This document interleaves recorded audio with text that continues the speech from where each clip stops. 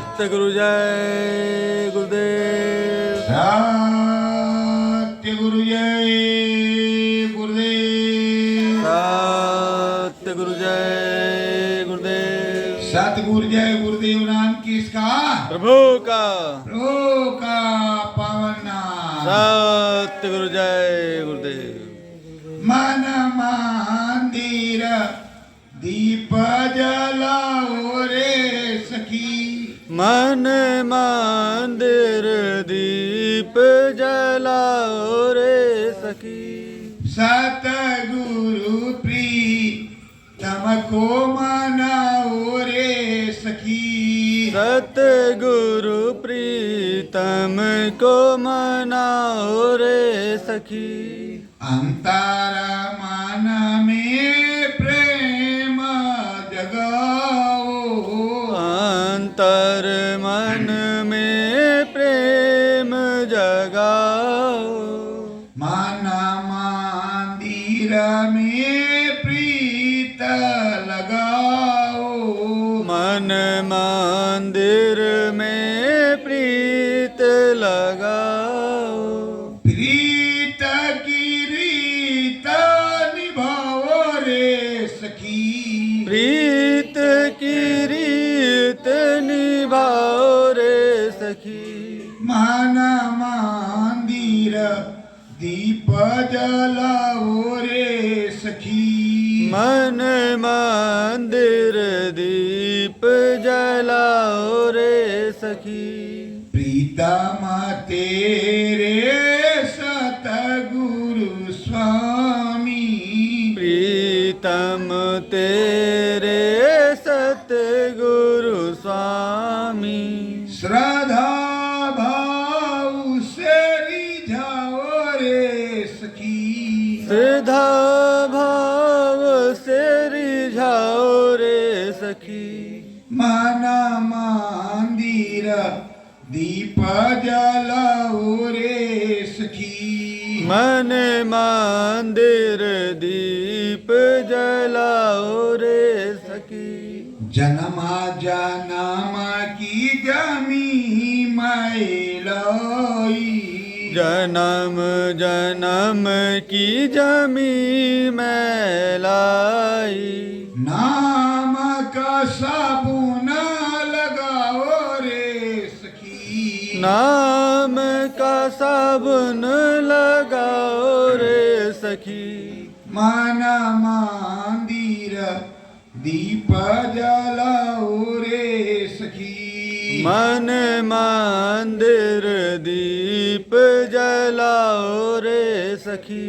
सतगुरु स्वामी का बन जा दीवाना। सतगुरु स्वामी का बन जा दीवाना। मन में लगन लगाओ रे सखी। मन में लगन लगाओ रे सखी। मन मंदिर दीप जलाओ रे सखी।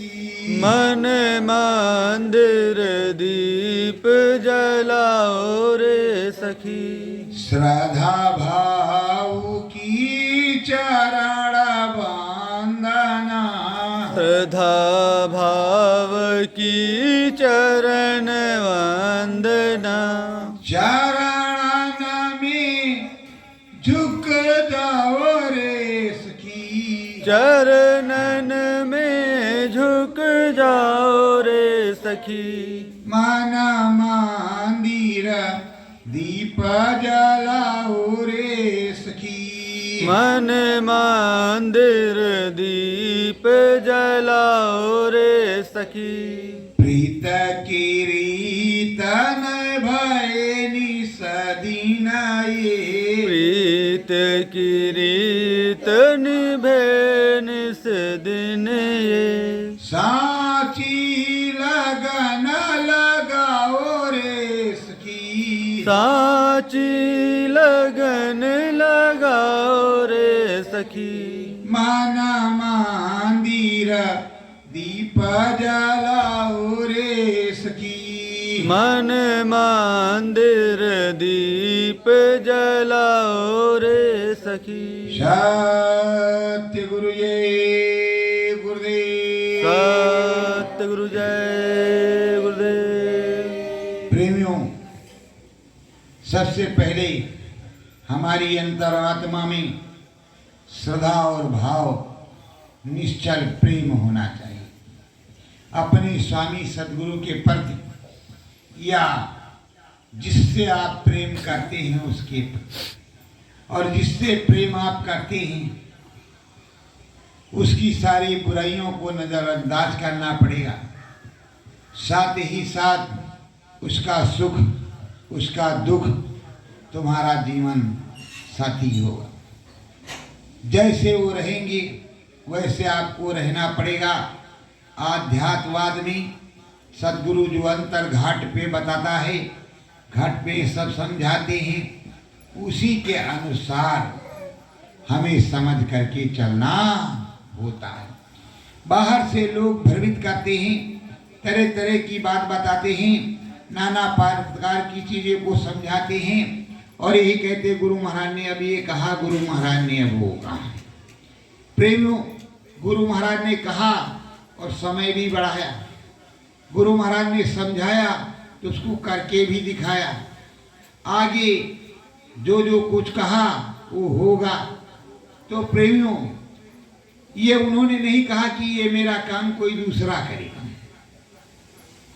उन्होंने कहा जिस काम को करने के लिए मैं आया हूं वो काम करके जाऊंगा। तो प्रेमियों, जब वो काम करके जाएंगे तो तुमको लगन मगन के साथ खड़े रहने की जरूरत है और ऐसी श्रद्धा भाव आपको प्रकट करनी है कि जो एक मिसाल हो। कोई आपको दो बात कहता है और जैसे दो कहता चार आप बोलते हो। कोई प्रेम से आपसे पूछता है क्या कर रहे हो भैया, आनंद है? तो कह तुम्हें क्या तकलीफ है, तुम्हें क्या तकलीफ है? मतलब दुख भी पूछना तकलीफ ही है, सुख भी पूछना तकलीफ ही है। प्रेमियों, जब भाव दीन होगा, सद्गुरु में श्रद्धा होगी, सबके लिए परस्पर प्रेम होगा, तभी तो कुछ होगा। और गुरु चरणन में जब मन होगा तब ही सुफल तेरा जीवन होगा। प्रेमियों, दिखावे के लिए आप माला करते हो, सद्गुरु का भजन बैठ गए सबके साथ, घर में कोई मतलब नहीं, माला भजन का तुम्हारा कोई टाइम नहीं, खाने का भी तुम्हारा कोई टाइम नहीं, और तुम कहते हो कि हम सब करते हैं। जब तुम्हारी जीवन शैली दिनचर्या दुरुस्त रहेगी तो आगे तुम्हारा भविष्य निधि बाल बच्चों की भी शैली दुरुस्त ही रहेगी। प्रेमियों, स्वामी जी महाराज ने कहा ऐसे संगियों, प्रेमियों, तुम्हें आदर्श बनना है। तुम्हारी शैली को देख करके, तुम्हारे काम को देख करके, तुम्हारे श्रद्धा भाव को देख करके लोग अनुसरण करेंगे, तुमको देख करके ही तो आएंगे। पर प्रेमियों, जब एक प्रेमी को दूसरे प्रेमी से प्रेम नहीं तो एक ऐसी सत्संगियत है। तो श्रद्धा और भाव बहुत जरूरी है। ये श्रद्धा भाव किस तरह की? प्रेमियों, एक बार की बात है, गाजीपुर के महाराज गंगा जी के पूजन के लिए श्रद्धा भाव से हीरे मोती पन्ने पुखराज, पुष्प इत्यादि, कुमकुम और सुगंधित सारी वस्तुएं उन्होंने भेजा। क्यों? इसलिए कि गाजीपुर के किनारे किनारे, उस पार बिहार, इस पार गाजीपुर और गंगा जी, कि हे मैया दया किए रहना, नहीं मामला तो अब बाढ़ आएगी तो मुसीबत होगी कि नहीं होगी। और अगर गंगा मैया दया बनाए रहेंगे तो अच्छा रहेगा। प्रेमियों, पुरोहित जी को दिया, सब सामान पुरोहित जी लेकर के चले और काशी पहुंचते पहुंचते उनकी जूती टूट गई, मतलब जूता टूट गया। जूता चप्पल जो पहने थे वो टूट गया। तो सोचे अब काशी गए तो काशी विश्वनाथ का दर्शन कर ले। तो वहां गए तो रविदास जी गंगा में नहा लिया, दर्शन किया, जूतियां टूटी थी तो रविदास जी को दे दिया। रविदास जी ने जूतियां श्रद्धा भाव से बना दिया और बना करके जूती गांठ गूंठ करके और जैसा था बना वो महाराज जी के सामने रख दिया। महाराज जी ने कोई गंगा जल ना छिड़का जूती निकालते समय और ना पहनते समय। उसके बाद एक दमड़ी निकाली और दूर से फेंक दिया। कहा ये लो अपनी बनवाई, फेंका दूर से, कहा अपनी बनवाई ले लो। तो कहा हे महाराज कहाँ जा रहे हो? कहा जा रहे हैं हम त्रिवेणी संगम प्रयागराज गंगा मैया का पूजन करने, और ये चढ़ावा महाराज गाजीपुर ने दिया है, ये चढ़ाने जा रहे हैं कि माता रानी की पूरी दया कृपा बनी रहे। तो कहा हे महाराज ये हमारा लेगा। तो कहा नीचे रख, रख रख नीचे रख। अभी उन्होंने दमड़ी दिया है, जूता चप्पल पहना, कोई भेदभाव नहीं। और जैसे दमड़ी आगे कर रहे तो छुआछूत भेदभाव आ गया। दमड़ी नीचे रखा तो गंगा जल कमंडल में लिए उसी दमड़ी पे छिड़क रहे। फिर दमड़ी को उठा करके टेट में रखा और चले गए। चले गए, वो पहुंचे गंगा जी पर, त्रिवेणी संगम प्रयागराज। और जब प्रयागराज पहुंचे, स्नान किया, मां गंगा मैया को सब कुछ चढ़ाया, पर दमड़ी टेटे में घुसी नहीं चढ़ाया। और जब निकलने लगे अंधे हो गए, अंधे हो गए। जब अंधे हो गए अब चिल्लाने लगे, रे मैया क्या गलती हो गई वो। अरे अब देखो भैया कितने पेखन। जैसे प्रेमियों हंसना नहीं ना बुरा मानना। जब ये देवियां नैहर को जाने के लिए तैयार हो, कहीं पते आज नहीं जाना, फिर देखो नौटंकियों गुस्सा कितना तगड़ा। वही से पंडित जी महाराज अब लगे पेखन पसारने, अरे माता रानी, अरे दादा, अरे माता रानी, अरे कहा। अब गंगा मैया अंदर में प्रकट हुई। कहा ये बता, जो हमारे भक्त ने तुझको दमड़ी दिया वो कहा? अरे कहा महारानी, ये है, फौरन निकाला और कहा ये लो। उन्होंने दमड़ी दिया गंगा मैया को, तो गंगा मैया ने एक कंगन दिया उनको। कहा जाना मेरे भक्त रविदास को दे देना। गाजीपुर के महाराज और इन महाराज ने खूब चढ़ाया, कुछ भी नहीं दिया मिला। और रविदास जी की वो एक दमड़ी श्रद्धा, गंगा मैया ने कंगन दिया कि दे देना हमारे भक्त को। कहा सब दे जाओ, तो जब तुम्हें श्रद्धा होगी तब तुम्हारा सदगुरु लीजिएगा, हर प्रकार से दया करता हो। भैया जी के मुंह पर, भैया जी बड़ी सेवा करें, वो बड़ो पीछे गए, जाते हैं 500 का नोट देते तब तो खाते हैं, रहते हैं, आते हैं। तो प्रेमियों अब वो कंगन लेकर के चले, तो अब तो गंगा जी से निकल ही गए थे। रास्ते में कह रहे हैं, क्या रविदास को पता है कि कंगन दिया है गंगा मैया ने? महाराज को देंगे, महारानी को अच्छा धन माया माल खजाना मिल जाएगा। अब यही मन में माया लोभ के चक्कर में, मतलब न आशा मिली, न तृष्णा मिली, न माया मरी, मर गया शरीर।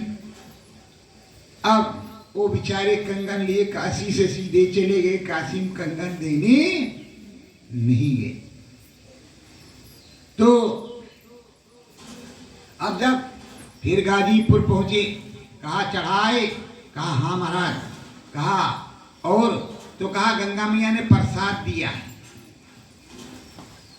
तो कहा है प्रसाद, कौन प्रसाद है? कहा ये। महारानी ने देखा, ओ भाई क्या कंगन है।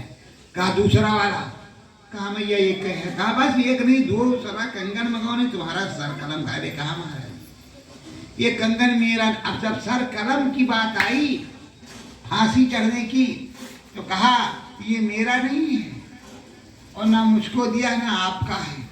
बात बदल गई।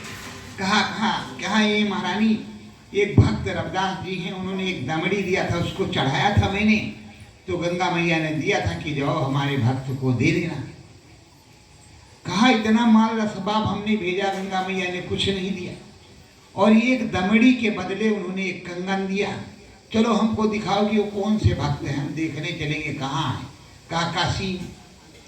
अब महाराज चले, महारानी भी चली, सारे लोग चले, पुरोहित भी चले। और जब वहां के पुरोहित पंडों ने सुना कि महाराज गाजीपुर आ रहे, अपना अपना बैठका लिपा रहे, सहता रहे, खूब सजा रहे, ये अच्छा बढ़िया दक्षिणा मिलेगी। महाराज आए। अब महाराज जा रहे, आइए महाराज आइए। जब सुना महाराज रविदास के यहाँ जा रहे, अरे महाराज कहाँ उस छूत के यहाँ जा रहे हो, धर्म भ्रष्ट हो जाएगा। राम राम राम राम, जय भोलेनाथ जय भोलेनाथ। अरे कहा तुम अपना काम करो, हम कहाँ जा रहे हैं उससे तुमसे कोई लेना नहीं। वो रविदास के पास पहुंचे और ये पाखंडी लोग भी साथ में गए, वहां वाले पाखंड करने वाले। तो जब वहां पहुंचे तो पंडित जी महाराज अब क्या करें, बेइज्जत थे ही, उधर सर कटता, इधर आंखें फूट जाने की हुई, तो आंखें तो बच गई। और फिर वही पाखंड में, उसी माया में अब रविदास जी के पास पहुंचे तो गाजीपुर के महाराज ने भी नमन किया और महारानी ने, और महाराज खड़े हुए जिनको कंगन दिया था। कहा हे महाराज, तो कहा हाँ बताइए पंडित जी महाराज। कहा ये कंगन गंगा मैया ने आपको दिया था कि दे देना, ये आप अपना कंगन ले लो, प्रसाद दिया है। कहा रे माता रानी ने हमको प्रसाद दिया है। कहा हाँ। अब गाजीपुर के महाराज ने कहा कि हे प्रभु, अब उन्होंने कह रहे हे प्रभु हमको भी मार्ग बता दीजिए जिससे हमारी भी भक्ति बन जाए, वो राजा होकर के इस तरह का। और ये जितने पाखंडी, अरे इसको गंगा मैया ने कंगन दिया है, अरे इसमें गंगा मैया खुश है, अगर इतने बहादुर है, इतने गंगा का भक्त है तो एक कंगन और मंगा दे, और इसकी गंगा मैया खुश है तो कहीं भी गंगा मैया प्रकट हो जाती है, ये अपनी कठौती में गंगा मैया को प्रकट कर दे। अब रविदास जी की बनाई भाई, क्या करेगा। रविदास जी ने वो कंगन अब सामने रखा, सभी लोग देख रहे हैं, और महारानी से कह रहे हैं रविदास जी की पुत्री और कंगन चाहिए। कहा नहीं महाराज, आशीर्वाद चाहिए। कहा नहीं एक और ले लो। तो कहा आपकी इच्छा है तो दे दो, और जो नहीं लेना चाहता उसको बार बार कहना चाहिए कि हमें। लेकिन महारानी का तो मन आ गया था पहले से कंगन पे कि कंगन मिले। तो आप लोग सोचते रहना ये डबल बातें हैं, और अपनी जेब जो है दुरुस्त करके रखना, कहीं माल वाल में जाओ तो हजार बाजार। तो आप महारानी वो अपने प्रभु को याद किया, जय माता गंगा रानी, ये हमारी बच्ची आई है गाजीपुर की महारानी। अरे माता रानी तुमने एक ही कंगन तो दिया है, एक और दे दो। बस कठौती में हाथ डाला, ऐसे घुमाया और उसमें से उसी तरह का दूसरा कंगन निकल के आका। कुछ नहीं, इसने पहले बना के डाल के रखा था। अब महाराज डांट रहे हैं, फिर भी वो पाखंड पर पाखंड लगाए हैं। तो कहा इतने बड़े हैं तो मन चंगा तो कठौती में गंगा। ये गंगा जी को इसी प्रकट कर दे, इनका कंगन प्रकट हो रहा है। हाथ जोड़ा रविदास जी ने श्रद्धा भाव से, और माँ गंगा उसी में झर झर झर। तब तो कोई जमाना नहीं था, कोई नल और फव्वारा नहीं था। उसी कठौती से वो झर झर झर उछलने लगी। और जब उछलने लगी तो जो नहाने वाले थे वो तो नहाने लगे, अमृत पान करने लगे। और जो चंडाल थे वो 9 2 11 हो गए। तो रविदास जी महाराज जो हम आपके पूर्व जन्म के गुरु हैं, उनकी श्रद्धा से भाव से गंगा मैया प्रकट हो गई। तो हमारे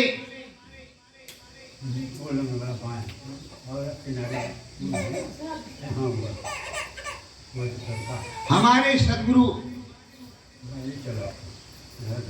रविदास जी जब गंगा मैया को प्रकट कर सकते हैं, और वही हमारे सदगुरु परम संत बाबा जय गुरुदेव जी महाराज, सदगुरु जय गुरुदेव जी महाराज, वो बच्ची कुछ ना हुए तुम चुपचाप होगा वैसे रहा। सदगुरु जय गुरुदेव जी महाराज काशी में फिर से भोलेनाथ को उन्होंने प्रकट किया, फिर से भोलेनाथ को प्रकट किया। प्रेमियों, आप का कोई काम होता है, जब हो जाता है तब आप कहते हो कि हो गया, और कहते हो 551 चढ़ाएंगे, पर 551 कब चढ़ाएंगे इसका कोई अता पता नहीं होता। और किसी भी भगवान को, सदगुरु के अलावा किसी भी भगवान को आप ये कहते हैं कि अगर हमको हमारा ये काम करोगे तो हम तुमको ये देंगे, जबकि तुम भिखारी हो, तुम्हारे पास कुछ नहीं, पर तुम कह रहे हो हमने ये देंगे। तो ये तुम्हारी श्रद्धा है कि हम ये देंगे। ठीक है, उसी श्रद्धा को उन्होंने रख लिया। अब प्रेमियों, जब तुम्हारे सदगुरु स्वामी इस तरह की चीजों को कर सकते हैं तो तुम में भी तो कुछ क्षमता होनी चाहिए। साहब कबीर ने रामानंद स्वामी को कभी नीचा नहीं होने दिया। तुम किस तरह के हो? तुम भी तो किसी साहब के शिष्य हो। तुम में वो गुण कहां से आया? अगर तुम्हारे सामने गुरु की निंदा हो तो तुम ऐसे कर। और प्रेमियों, जब रविदास जी की, गोस्वामी जी की, कबीर दास जी की निंदा और बुराई और पाखंड उनके सामने हुआ तो आज कौन सा मामला है? ये अनुभव काल का हो रहा है, ये तंत्र मंत्र है, ये जंत्र है, ये इस तरह का है, ये फंसा रहे हैं, काल माया है। तो ये पाखंड है कि नहीं है? जबकि ओरिजिनल अनुभव यहाँ पर होता है, दिखाई सुनाई पड़ता है। प्रेमियों, श्रद्धा से कोई काम होता है, बिना श्रद्धा के कुछ होता नहीं।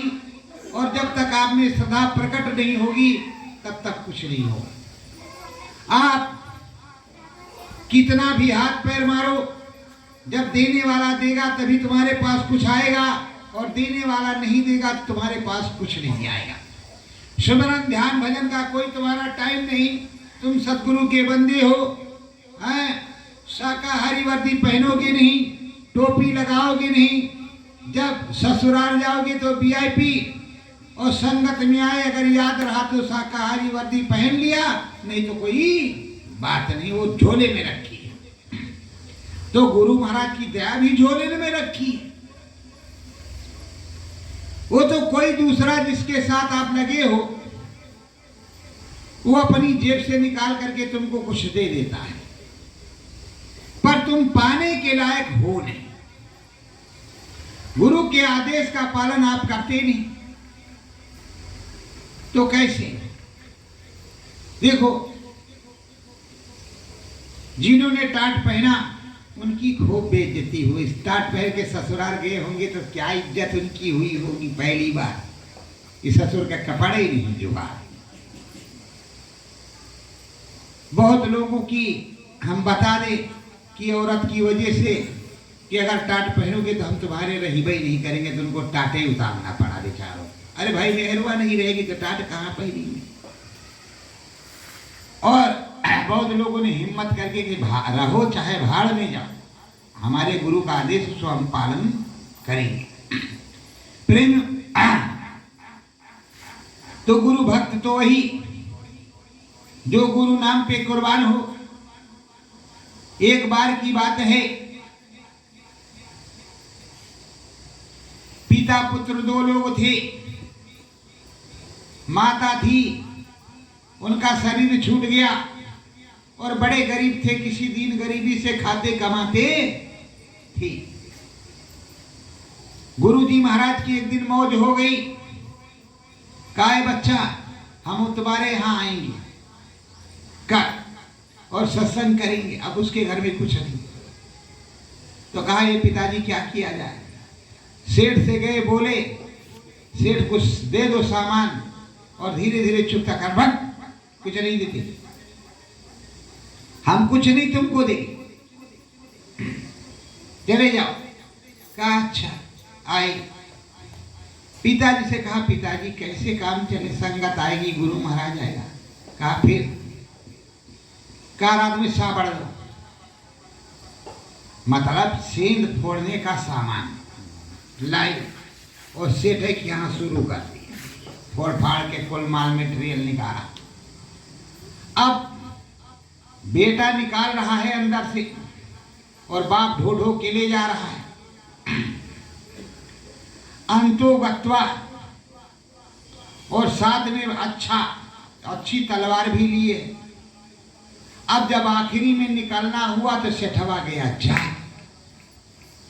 अब दौड़ा सेठवा, पकड़ लिया पैर, और तब तक उसने सर डाल दिया था। सर बाहर और पैर अंदर। अब सेठ अंदर को खींचे, अरे सेठ, सेठाइन चोर है। और लड़का बोले, पिताजी, गुरु की इज्जत का सवाल है। क्या करे बेटा? कहा, बस फौरन मेरा सर काट। अरे कहा, कैसे? अरे कहा, गुरु की इज्जत बचाओ, हमारी तुम्हारी छोड़ो, गुरु की बचाओ। उसने अपने दिल पे पत्थर निकाल रख करके कहा, सदगुरु जय गुरुदेव। सर अलग हो गया, धड़ अंदर चला गया। अब शेर सेठाइन ने धड़ देखा तो हाफ माइंड बेहोश हो गए कि अब क्या होगा, पुलिस आएगी, राजा आएगी कि ये तुम्हारे यहाँ कैसे मर्डर हुआ है। और जो हुआ सो हुआ। और वो सर लेकर के चुपचाप आए और एक जगह रख दिया, उसको ढक करके। तलवार परवार सब रखी है। रात में सेठवा इनके यहाँ पहुंचा कि भैया, तू सामान जहाज ले, ये सरावन है, उसको तू खड़ा कर ले। कहा, अच्छा भाई। उसने और जो है धन माल दिया और उसको लपेट करके ऐसे चटाई में ये खड़ा कर लो, 2-3-4 दिन के बाद हम ले जाएंगे कि झंझट टलेगी, फंसेगा ये साला। हम तो फंसेंगे नहीं, फंसेंगे। और उसकी तो आत्मा रो रही थी कि हमने अपने बेटे को काट डाला, मार डाला गुरु के नाम पर। अब जब वो खड़ा कर दिया चटाई, तो उसने देखा ही तो हमारे बेटे का धड़ सर भी उसी के ऊपर, धड़ के ऊपर, उसी गर्दन पे रख दिया जैसे रखा। अब धड़ सर सब रखा है उसी पे, कटा हुआ। गुरुजी महाराज आए, भंडारा बना, सत्संग हुआ। अब जब भोग लगाने का टाइम गुरुजी महाराज का आया तो कहा, ये रामनाथ। कहा, हाँ महाराज। गुरुजी महाराज कहा वो सीतारामवा किधर है, तुम्हारा बचवा किधर गया? अरे कहा कहीं गवाया होगा महाराज, आप भोग लगाओ देखा जाएगा, फिर उसमें जब आएगा, बहुत गंदा आदमी है, वैसे टाइम पे घूमने चला जाता है। अरे कहा कुछ नहीं, बुला के लाओ उसको। अब क्या करें बेचारे की, कहाँ है हमारा राम सीताराम? सीताराम तो रात ही काट डाला था गुरु की इज्जत बचाने के लिए, और सीताराम तो धाड़ अलग और सर अलग, वो खड़ा है उधर। कहा देखो भोग हम तभी लगाएंगे जब तुम सीताराम को बुला के लाओगे। अरे कहा महाराज पता नहीं कहाँ घुमक्कड़ आदमी घूम रहा हो, आप भोग लगाओ और संगत भी भोग लगा। कहा ये सब कुछ नहीं, तुम आवाज लगाओ, तुम आवाज लगाओ।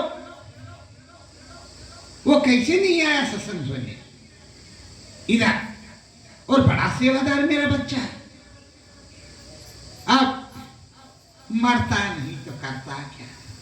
सीताराम नहीं बोला, कार्य पुकारा। अब वहां तो जानते नहीं कि मर गया, फिर कहते सीताराम, फिर नहीं बोला, रजल से आवाज लगा। अब क्या करे, गुरु का आदेश, कहा सीताराम और हाँ पिताजी। अब इनकी सीटी पिटी घूम कतर दिया, बस वो आया, गुरुजी महाराज को प्रणाम किया, प्रणाम करके कहा बैठ भोजन का। उसकी भी थाली लगी, भोग भंडारा हो गया, संगत चली गई, भी गुरुजी महाराज बैठे हुए हैं। क्योंकि सत्संग के बाद मैंने देखा जैसे स्वामी जी महाराज का सत्संग खत्म वैसे निकल लो फौरन, नहीं घर कहीं भाग जाएगा। गिने चीने लोग रुकते थे, नहीं तो सब सर पे पैर रख करके 9-2-11। हम भी उसी में थे, हम पहले थे, आप लोग बाद में। तो संगत चली गई, तो गुरुजी महाराज ने पूछा क्यों रामनाथ, ये तुमसे किसने कहा था कि जाना चोरी करना? अरे कुछ नहीं होता, मांग मूंग के किसी के यहाँ लाते, थोड़ा सा 1 किलो कुछ दे देते, उसमें नमक मिला करके पिजीरी भूज करके 1-1 चुटकी सबको मिल जाता। ये तुमने क्या किया? अरे कहा गुरुजी महाराज आपने कहा था भंडारा भी होगा सत्संग भी होगा, हमारे पास कुछ नहीं तो हम चोरी करने चले गए बापू। अब वहाँ चोरी करने चले गए तो सेठवा ने पकड़ लिया इसको पीछे से, तो इसने कहा कि हमारी छोड़ो गुरु की बचाओ हो, और हमारे काट लो। तो हमने गुरु की बचाई सरकार, हमने काट लिया इसका गर्दन, कि हमारे गुरु की बच जाएगी नहीं, सुबह हमारे गुरु की बहुत बेइज्जती होगी। तो बहुत लोग ऐसे हैं जो अपनी जाने देते हैं, सब कुछ जाने देते हैं, और गुरु की बचा लेते हैं। तो कहा ठीक है बच्चा, पर ऐसा अब नहीं करना, ऐसा नहीं करना। अब गुरुजी महाराज ने जो है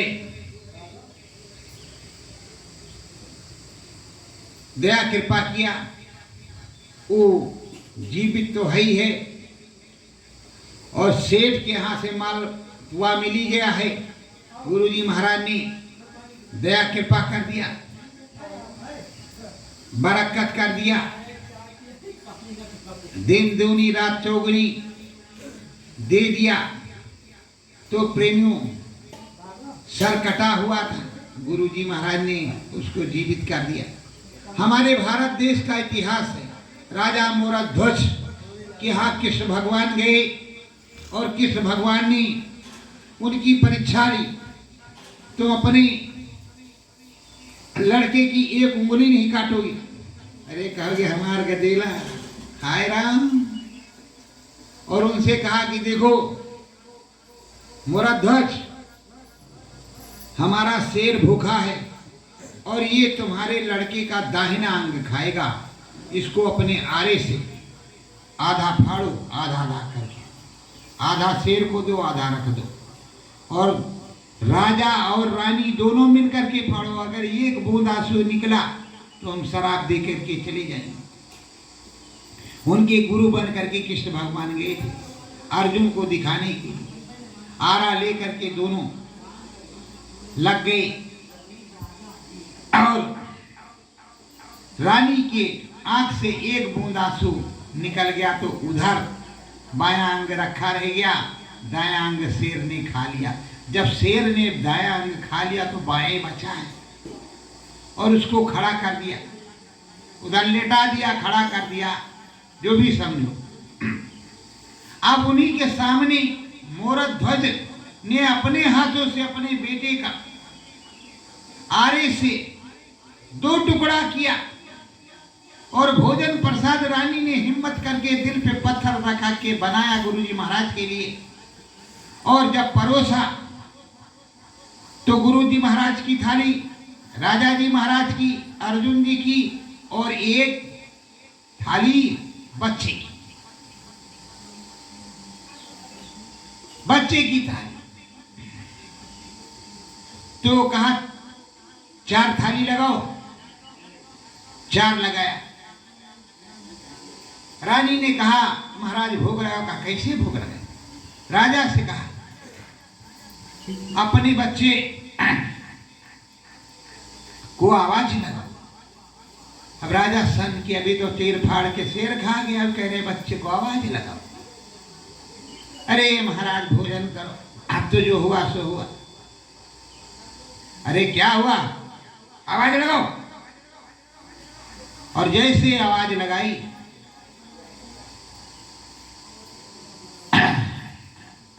तोमर को तो मोरध्वज ने तो उनका बेटा बोला और उधर से आया और साथ में बैठ करके भोजन किया।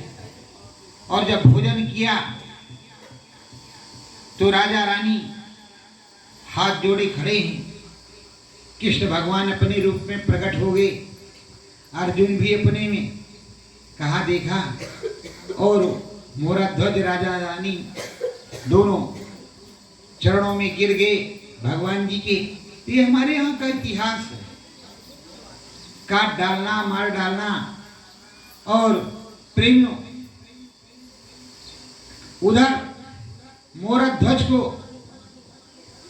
कि छोड़ो, भक्त पूरनमल को इतना छोटा छोटा काट करके कुएं में डाल दिया। उनको गुरु मंत्र गुरु गोरखनाथ से मिल गया था, ओ यही वाला। वो जप रहे थे, उनको काट भी डाला तब भी वो जप रहे थे।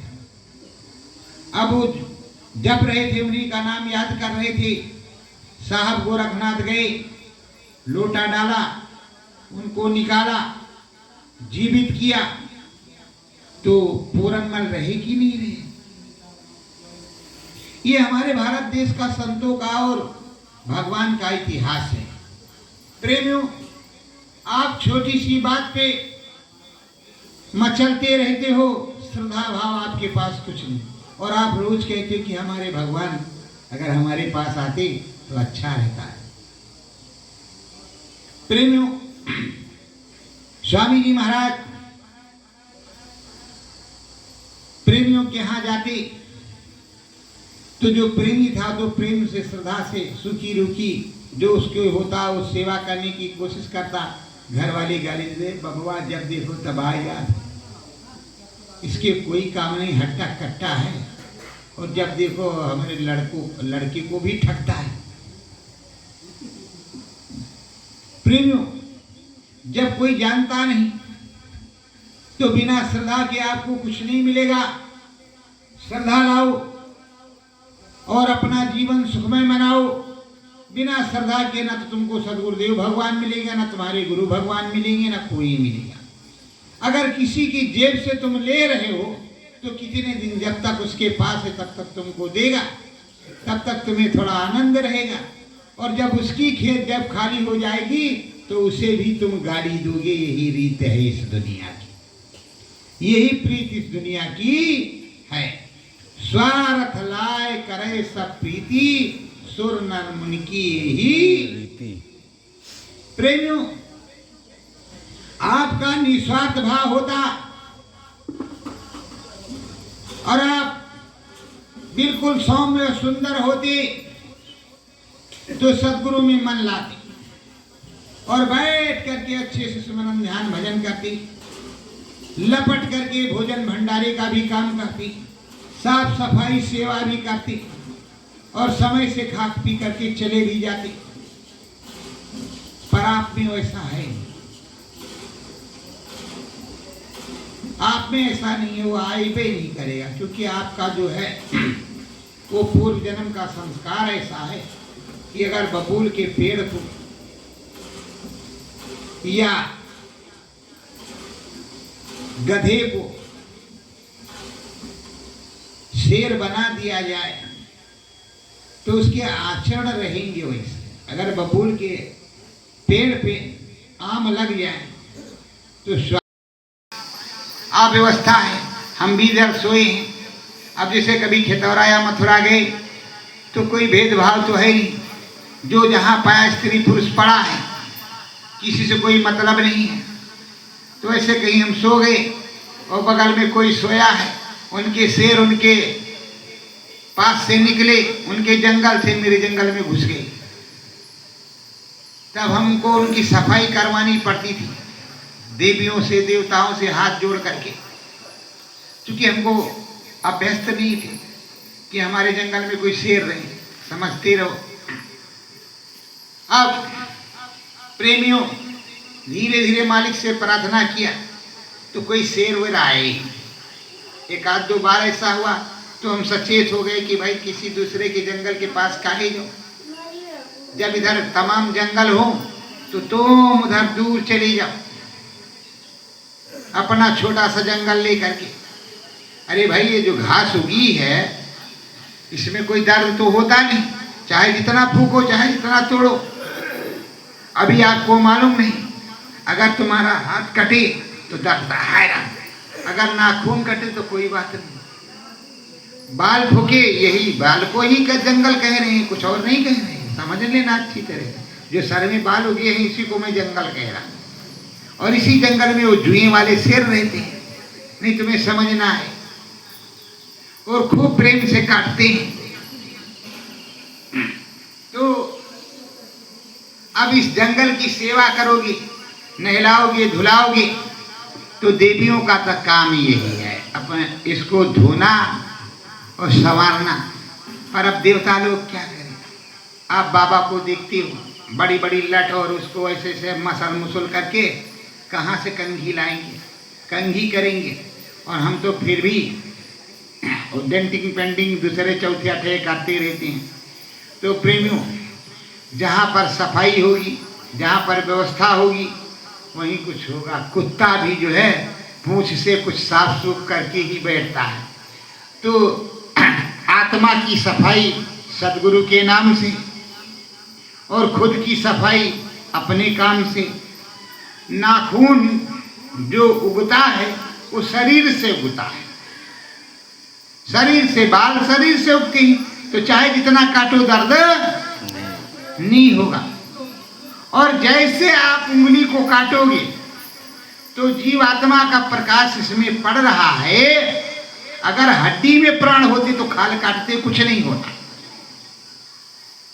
पर वो आत्मा जो है, प्राण जो है तुम्हारे शरीर में संचार सूरज जीवात्मा के प्रकाश के अनुसार, तो जहां जहां उसका प्रकाश पड़ रहा है वहां दर्द हो रहा है। और एक चीज समझो, जैसे ये भी एक पेड़ ही है, मनुष्य रूपी पेड़ है, और इसमें डाली शाखाएं हैं। अगर ये कट जाए तो दर्द यहाँ होता है उंगली में, पैर कट जाए तो पैर में, पेट में फोड़ी हो तो पेट में, सर में हो, अलग तो नहीं होने लगता। तो ये भी एक सिस्टम है। तो प्रेमियों, आप अपने आधार को बना करके रखो, बराबर सदगुरु से प्रेम परस्पर करते रहो, नाम का साबुन लेकर के अपनी चदरिया को धोते रहो, और बराबर लगे रहो, और अपनी बुराई छोड़ते ही जाओ, छोड़ते ही जाओ।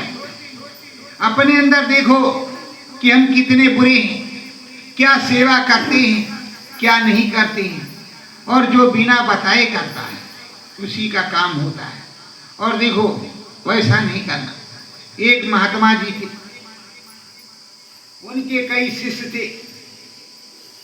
महात्मा जी पहाड़ पे रहते थे, शिष्य लोग भिक्षा मांग करके लाते थे। एक थोड़ा बड़ा चालाक था, ये महाराज जी कुछ दे देता है, अरे कुछ बता देता महाराज, अरे रोज सेवा करत है, झूठो मूठो हाथ पैर इधर उधर किया करता।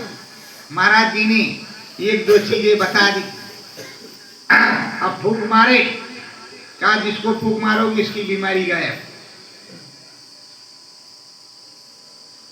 पर तुम्हारा ये जो फूक है ज्यादा दिन काम नहीं करेगा। कहा फिर महाराज, कहा तुम अपने ऊपर फूक मार लो, तुम्हारे जितने बाल रहेंगे उसको उखाड़ के दोगे तो वही काम करेगा, बीमारी ठीक हो जाएगी।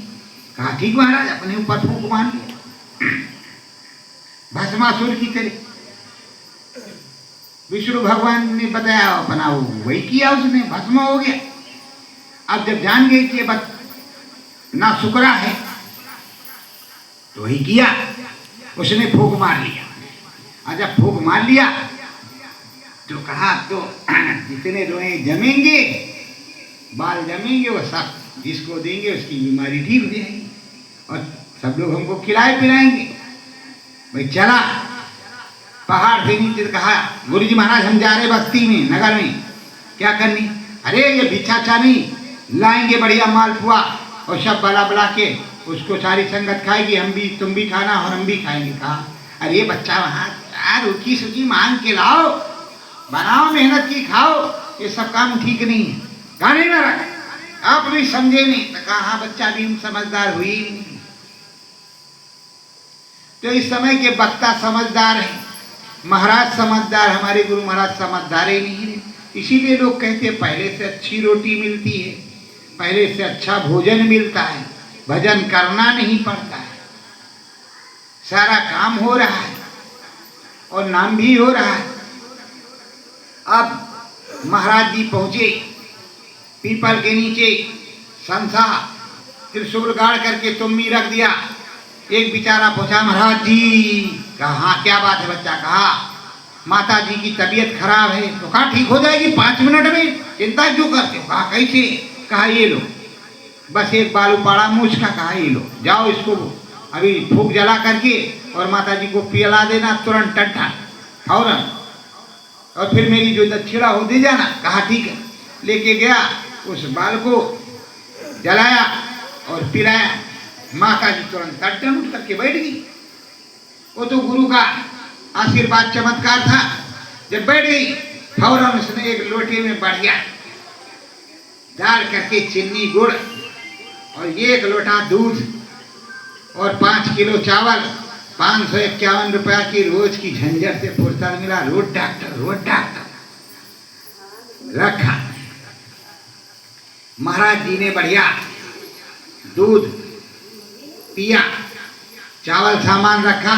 तब तक वो आधे गांव बताया कि महाराज आ रहे हैं, बाल उखाड़ के देते हैं, उसको भून के खाओ पियो, बीमारी गायब।